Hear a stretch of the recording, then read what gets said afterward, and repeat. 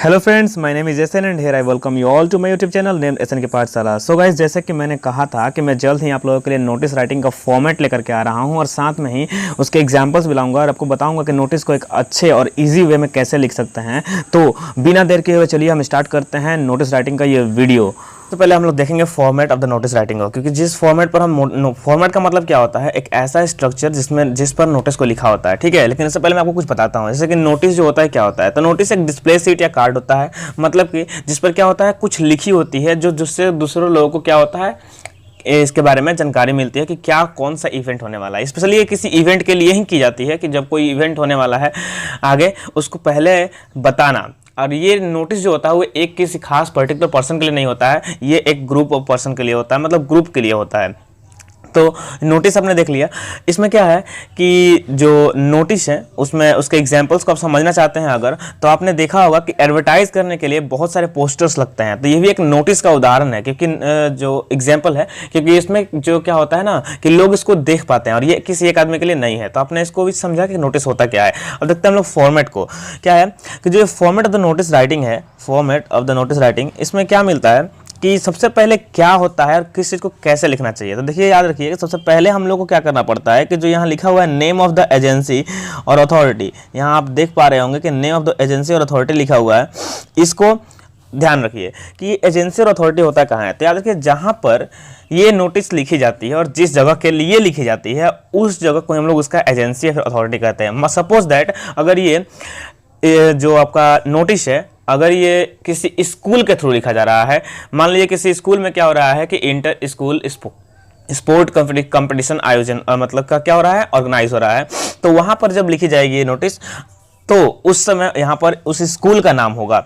ठीक है, जैसे कि आप डाल सकते हैं यहाँ पर ABC स्कूल। ठीक है, अब ABC मैंने इसलिए डाल के यहाँ पर स्कूल का नाम गिवन नहीं है। अगर क्वेश्चन में आपको स्कूल का नाम दिया रहेगा तो आप वहाँ पर उसको लिखिएगा। ठीक है, उसके बाद देखिए यहाँ सेकंड नंबर में सबसे पहले आपने जान लिया और एकदम ये मिडिल में होना चाहिए सब चीज़ें।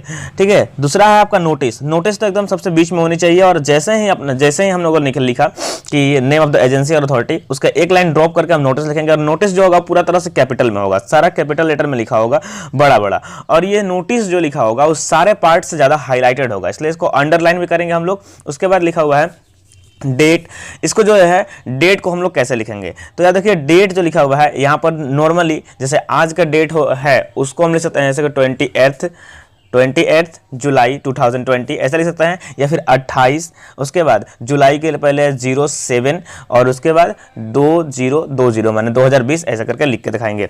आगे क्या है, जैसे डेट हमने लिख दिया तो देखिए हमारा 3 चीज़ कंप्लीट हो गया है। अथॉरिटी जो एजेंसी जहां से हो रहा है, नोटिस जो कैपिटल वर्ड में, और डेट। ये जब 3 चीज हो गया उसके बाद हम लोग क्या करेंगे, इसके बाद हम लोग देखेंगे आपका टाइटल।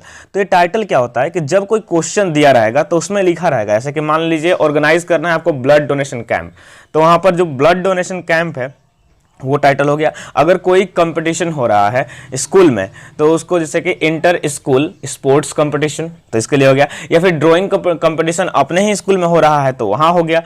समझ में आ रहा है। और अगर कोई फ्री मेडिकल चेकअप आपके लोकेलिटी में हो रही है तो फ्री मेडिकल चेकअप हो गया आपको। ये आपके टॉपिक और टाइटल होते हैं। और याद रखिएगा ये 4 से 5 वर्ड का अंदर ही हो जाए, नहीं तो उससे ज़्यादा लेंदे होने पर ये सही नहीं लगता है और मार्क्स जो होंगे इसके आपको नहीं मिलेंगे। उसके बाद आपका क्या है कि सब्जेक्ट मैटर। अब देखिए सब्जेक्ट मैटर जो है इसमें क्या करता है, सब्जेक्ट मैटर को सबसे पहले समझने के लिए आपको कुछ चीज़ें समझना जरूरी है।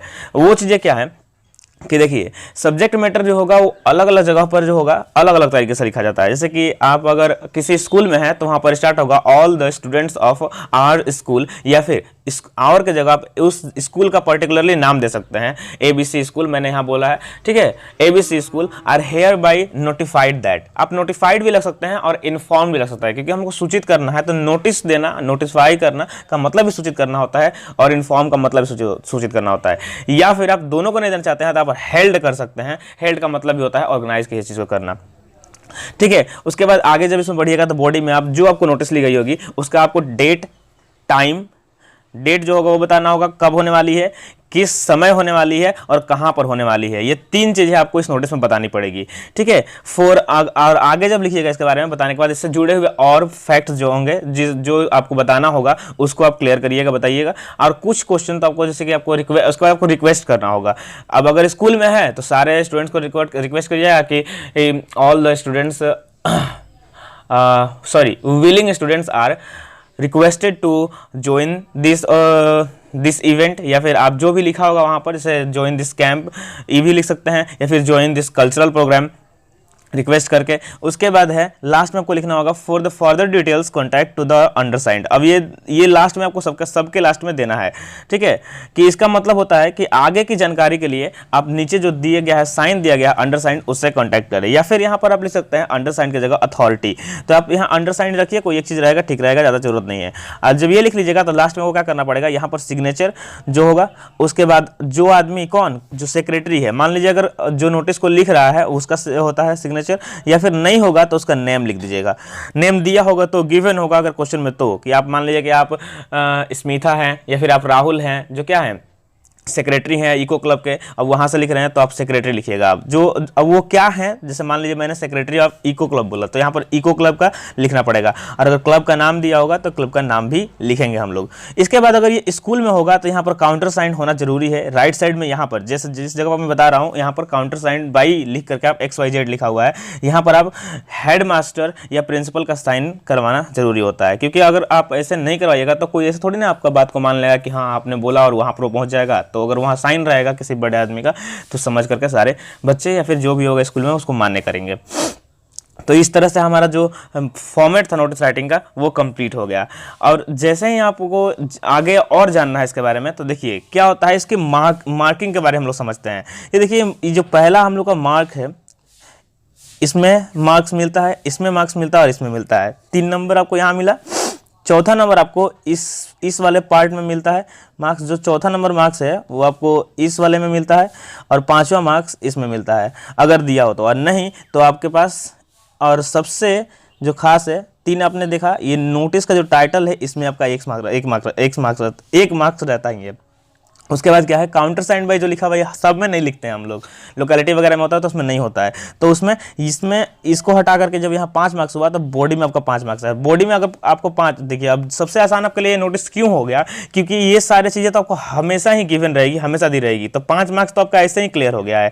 अब बचा 5 मार्क्स के लिए, तो 5 मार्क्स के लिए जो आपको लिखना पड़ेगा वो क्या है, तो सब्जेक्ट मैटर। सब्जेक्ट मैटर में मैंने शुरू जो बताया, अब आगे आपको कुछ और बता कर दिखाता हूँ, उसमें क्या होगा कि आप समझ पाइएगा। तो सब्जेक्ट मैटर में जब शुरू होगा तो उसको मैं बता दूंगा ये कैसे शुरू करना है, और ख़त्म तो आपको देख लिए कि फर्दर डिटेल्स के लिए ऐसे करके दे करके ख़त्म करेंगे।